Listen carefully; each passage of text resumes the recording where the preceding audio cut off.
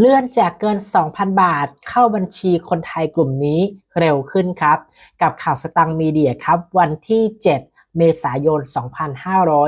2569สำหรับเงิน 2,000 ตรงนี้นะครับคนที่จะได้เนี่ยเป็นพี่น้องอสมนั่นเองจะได้รับเงินค่าป่วยการนะครับซึ่งปกติแล้วเนี่ยเงินค่าป่วยการจะมีโอนให้กับพี่น้องอสม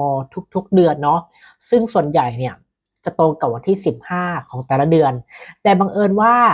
วันที่ 15 เมษายนนี้เนี่ยตรงกับวันสงกรานต์ก็คือวันหยุดไม่สามารถโอนเงินได้ก็เลยเลื่อนโอนไว้ขึ้นนะครับมาเป็นวันที่ 10 เมษายนนั่นเองดังนั้นพี่น้องอสมทั่วประเทศนะครับจะได้รับเงินค่าป่วยการท่านละ 2,000 บาทในวันที่ 10 เมษายนนี้นะครับซึ่งเงินป่วยการในปกติแล้วเขาจะโอนย้อนหลังให้นะในแต่ละเดือนนะครับซึ่งในวันที่ 10 เมษายนนี้เนี่ยเป็นการโอนย้อนหลังนะของงวดมีนาคมนั่นเอง